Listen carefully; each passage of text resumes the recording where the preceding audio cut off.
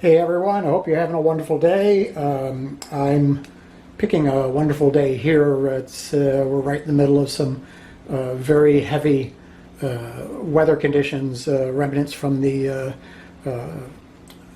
hurricane down south is now blowing through our area, creating violent thunderstorms, and we've got a tornado watch, which is highly unusual where I live. But anyhow, if you hear thunder, as long as it doesn't hit the house, I'm okay. Anyways, I thought I'd do an update on Bobby, specifically the heads that I've been working on.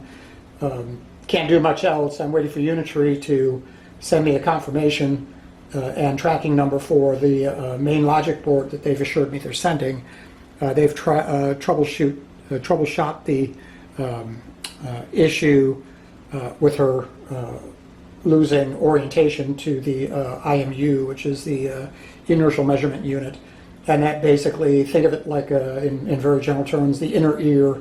It tells the CPU, the robot's orientation. So anyways, so I'm really kind of leery about taking her out, because if it is the IMU, that's used in just every function, not just the companion mode. So in the meantime, while I'm waiting, I've been working on various heads for Bobby, because there's still some of the villagers out there that get nervous when they see this thing as it looks presently. So I'm pretty much concluding my dog head as complete, and here she is. What I've done is I've added, I don't know if you people have seen the Adafruit, here, let's put her on. Oops, sorry about that. There we go. I don't know if you people have seen the Adafruit LCD eyes. I added that just to kind of add some uniqueness to the head, so we're not just a dog head, but it's gotten some pretty good response. But this is just kind of like an interim while I was working on the Furby head. Again, oh shoot. I'm sorry, I had to pause there. I got such a horrible memory. And I wanted to make sure I gave Austin, last name Austin Bradley is the gentleman. He did a beautiful enlarged Furby head for a couple who have a very prolific YouTube channel, and they also had a Go2 that they wanted to do something with, and Austin had already made some enlarged Furby face masks and decided to carry it a little bit further, if I believe I'm getting the story straight, and did one for their Go2. I have so far, this is the, and he did a beautiful job. I mean, the textures in here, when he did the 3D scan, he did a beautiful job picking up everything. This fits right here, so the headlight and camera are not blocked. It does sit on top of the antenna for the companion mode, and this may create a problem for me. This is what I've done. I've done his base, but then while I was doing the head here, let me bring it over here, it's just too big, too high. I mean, I don't want to fault him, because it's a beautiful job, and for what he was doing, an excellent job. But I didn't want to be quite so high. So what I did was I modified the file and made this version here, which is much smaller. And let me move this around here. What I plan to do, as long as well, I'm going to probably do it anyways, even if it does interfere with the antenna for the companion mode. It'll still work remote and in the leash mode. What I want to do that he didn't do is I'm making the head rotate. So I've got a bearing in there and a larger servo that's going to interact there. Very pleased. I've got the eyes working and the mouth working manually. I don't have it hooked up to the electronics yet. When we move into the hobby room, I'll focus on that, but I wanted to show what it looks like here on the robot. Again, I can't thank Austin enough for this. He did a beautiful job on this 3D model, and this is also going to be the first time I post anything in the RPF about this build. So hopefully anybody else who might have a Go2 in the RPF and sees my post, I'll have a link to his channel and a link to the specific video about this, well, hopefully you take advantage. Again, let me stop here and we'll pick up in the hobby room where I can show these things working manually. I mean, not manually, it's electronically controlled, but I'm just going to be using potentiometers to control the servos, not the audio and random that I plan on doing when this thing's complete, because there's a store-bought version that you can buy that will control servos using audio and then randomly do the eye blinking and head rotation.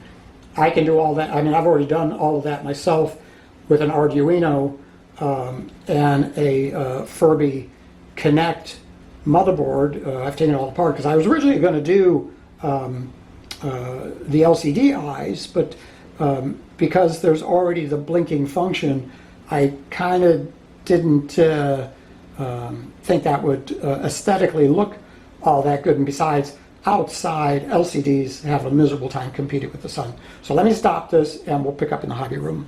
Hold on. All right, I don't know where the continuity is going to be with respect to the first half of this video versus now. I originally shot the first half last week and was going to just show the eyelids and mouth working via a servo tester and nothing more, and then do a follow-up video when I had the electronics done. Got a little bit impatient and decided, well, why not just skip this and get right to the electronics? So I did.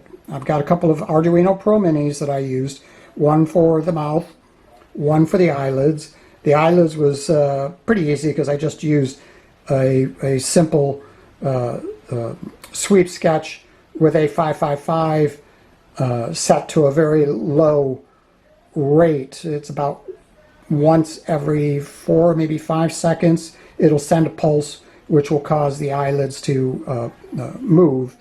This Arduino is a little bit more specific in that it's running the mouth, and I only wanted it to interact when the Furby was speaking, and I didn't really want all the sound effects or anything, and that's what would have kind of killed me if I used the very nice servo talk. I mean, this is a nice little assembly, but I'm not using an MP3 player where I've got just pristine voice files that are going to be going into this thing. It'll have all the other sound effects that I don't want the mouth reacting to. So it was just easier for me to take the Arduino, attach it to one leg of the coil that drives the electromagnetic assembly that moves the Furby Connect's mouth, and go that approach. And I think the end result was pretty impressive. Also got rid of the internal amplifier and went to something with a little bit more volume because it's going to be outside. So my new speakers, I'm waiting for Amazon right now to show up, and I'm going to put those in. So let me put the camera on the tripod and I'll show you how well the face is working. All right, let's wake up the Furby and see what happens. I need to get past the accelerometer and not count on the need to shake it, because I really don't want to have to keep introducing some sort of shock just to get the electronics to wake up. So I'm going to do something different there, find out what this accelerometer... Oh, quiet. Okay, so anyways, you can kind of get the idea that the face is pretty much done as far as the servos are concerned. I'm not quite sure... Hey, wake up.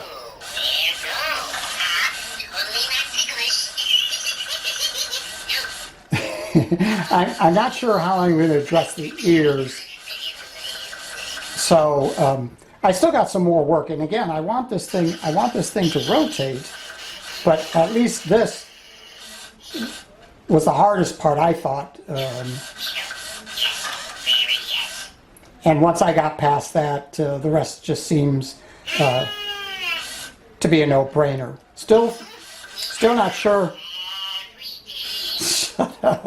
Still not sure if I want the fur on there. Okay, let's stop moving it. Or if I'm going to leave it bare and just call it a nudie.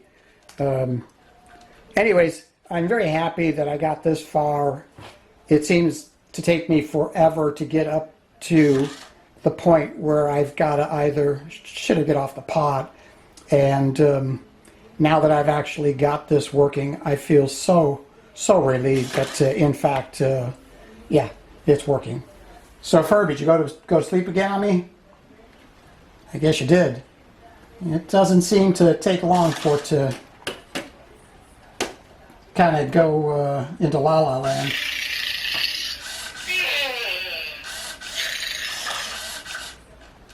Yeah? Okay, you're awake now. Here. You hungry? Are you hungry? Okay, anyways, that's enough for now. I'll see you in the next video. Bye!